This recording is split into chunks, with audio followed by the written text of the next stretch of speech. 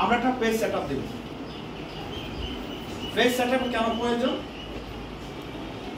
তোমার একটা ডকুমেন্টকে সৌন্দর্য বর্ধন বা তুমি একটা অফিসিয়ালি কোনো একটা পেজে তুমি একটা কিছু লিখতে চাও, যে কোনো জায়গা থেকে কিন্তু লিখলে হবে না, তার জন্য চাই কিছু কি মাপকাঠি।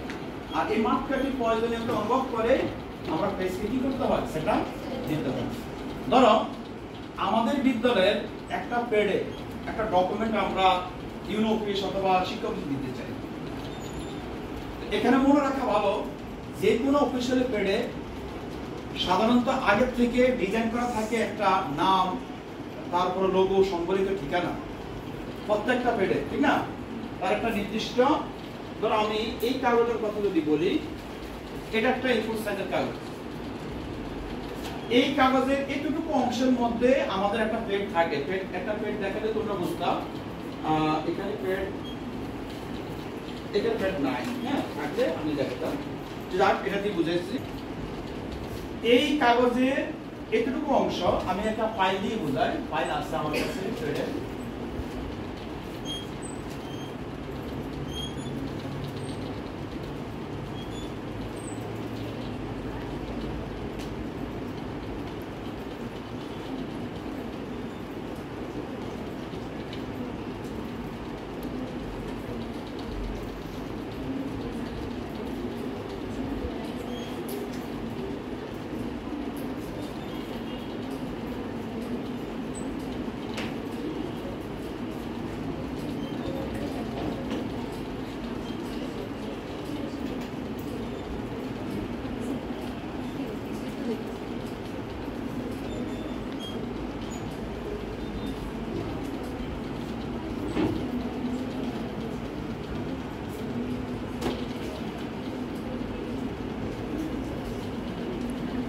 Please can.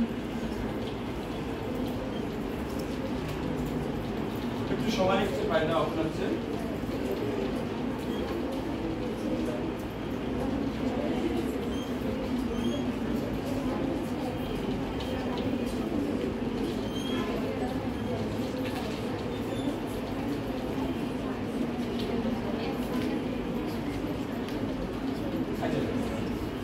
এটা ওপেন হলে দেখবা, তাহলে আমি বুঝাচ্ছি যে এটা A4 সাইজের একটা কাগজ, ঠিক আছে?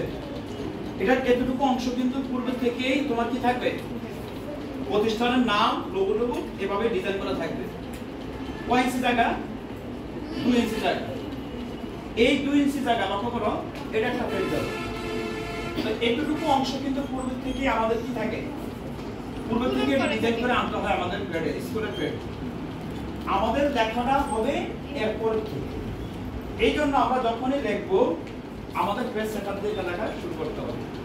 যেমন আমাদেরকে যেতে হবে কোথায় পেজ সেটআপ দেওয়ার জন্য, পেজ লেআউট। কোথায়? Page layout, menu bar, ribbon bar, tab, যে যেটাই বলে, তবে এটাকে আমরা ট্যাবও বলে থাকি, মেনু বারও বলে থাকি, অথবা রিবন বারও বলে থাকি। তাহলে আমরা পেজ লেআউট, রিবন বারে ক্লিক করলাম। ক্লিক করার পর লক্ষ্য করো, এই পেজ সেটআপের যে অংশগুলো তোমরা দেখতে পাচ্ছ, এর মধ্যে আমরা চলে যাব কোথায়, মার্জিন।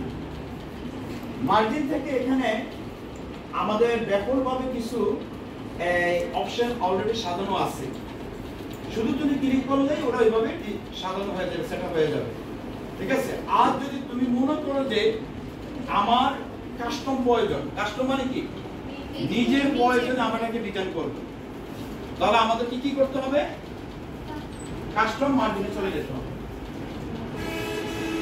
কাস্টম মার্জিনে যাওয়ার পর পেজ সেটআপের যে গলগুলো চলে আসছে লক্ষ্য করো, এর মধ্যে মার্জিন আছে, পেপার আছে, লেআউট আছে।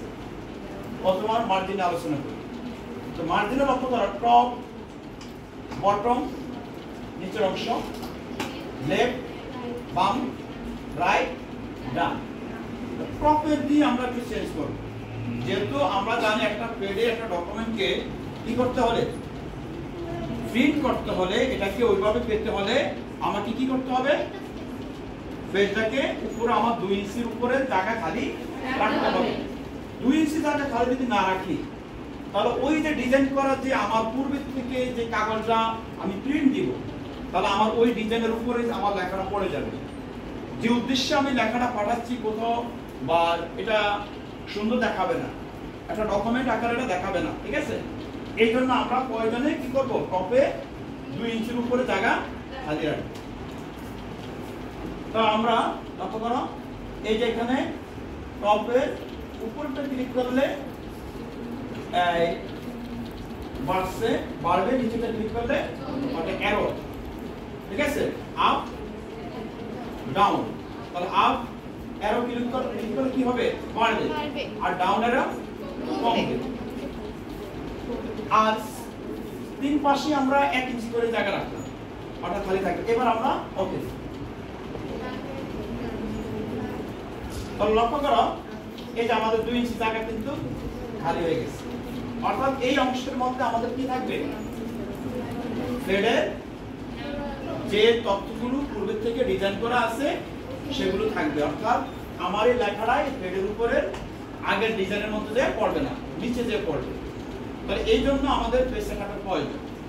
ধরো তুমি একটা বায়োডাটা লেখলা, সিভি লেখলা, সিভি লিখতে হলে তোমার কিন্তু অলরেডি 1 ইঞ্চি করে জায়গা খালি রাখবে।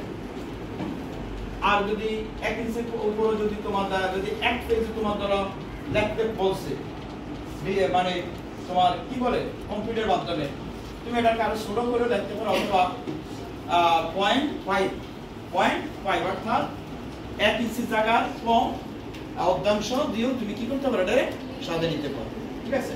তাহলে এইভাবে আমরা পেজটা দিতে পারি। এবার আসো ওরিয়েন্টেশন সম্পর্কে আলোচনা। ওরিয়েন্টেশন 2 ধরনের হয়ে থাকে, একটা হলো প্রটেক্ট, একটা হলো ল্যান্ডস্কেপ। এখন আমার এই কাগজটা আছে প্রটেক্ট মোডে, দেখো অলরেডি সিলেক্টেড, ঠিক না? কিন্তু ল্যান্ডস্কেপ কি সিলেক্টেড না, ঠিক আছে? আমরা যদি এই কাগজটা দেখো এখন কি খাড়াখাড়ি আছে, আর যদি আমরা ল্যান্ডস্কেপ ক্লিক করি তাহলে আমাদের পাশে বেড়ে গেছে কাগজটা, ঠিক না? তাহলে এইভাবে আর ডকুমেন্টের উপর ডিপেন্ড করে তোমার পোর্ট্রেট এবং ল্যান্ডস্কেপ আমরা নির্ধারণ করব। যদি আমার লেখাটা ধরো অনেক তথ্য আসবে, তথ্যগুলো পোর্ট্রেটে দিলে আমার তথ্যগুলো ধরো একটা আকারে টেবিল আকারে আমার তথ্যগুলো ডিজাইন করতে চাই, তখন কিন্তু তুমি পোর্ট্রেট আকারে যদি 2-3টা তথ্য থাকে ধরো ঘর করলে সমস্যা নাই, কিন্তু দেখা গেছে অনেকগুলো তথ্য, তখন আমাকে কি করতে হবে, ল্যান্ডস্কেপ আকারে এটা সাজালে সুন্দর হবে, ঠিক আছে? একটা রুটিন করলাম ধরো আমাদের বিদ্যালয়ে, রুটিনটা কি পোর্ট্রেট আকারে করতে হবে? এত টিচারের এত বিষয়গুলো সম্ভব না, ঠিক না? এবার আসো সাইজ। আমরা সাধারণত কাগজের যে সাইজগুলো আমাদের বর্তমানে আমরা যেগুলো সাধারণত ব্যবহার করে থাকি, A4 size, letter size, legal size, এই তিনটাই বেশি আমরা ব্যবহার করি, ঠিক আছে? লেটার সাইজের দৈর্ঘ্য প্রস্থ দেখো 8.5 আর হলো 11, ঠিক আছে? 11 ইঞ্চি, অর্থাৎ তার পাশ হলো 8.5 আর লম্বা হলো 11। A4 সাইজের একটা লেটার সেম অনেকটাই, তবে একটু বেশি থাকে A4 সাইজ কালারটার, অর্থাৎ 11.69 পয়েন্ট। আর লিগ্যাল সাইজের লক্ষ্য করো, যেটাকে আমরা 9-14 বলে থাকি। এই কাগজটাকে আমরা সাধারণত কি বলি, 9-14, সবচেয়ে লম্বা কাগজের ত্রিমাত্রা এই 8.5 14 ইঞ্চি হলো লম্বা, ঠিক আছে? অনেক বড় ডকুমেন্ট বা ল্যান্ডস্কেপের কোনো ডকুমেন্টকে আমরা শো করতে চাই, পেতে চাই, তাহলে আমরা এইভাবে কাজ করতে পারি, ঠিক আছে? বাস, তাহলে আমরা এইভাবে আমরা আমাদের পেজ সেটআপ দেওয়ার মাধ্যমে আমরা কি করতে পারি, যে কোনো ডকুমেন্টকে আমরা উপস্থাপন করতে পারি। ধন্যবাদ। পারবা তো সবাই? ওকে।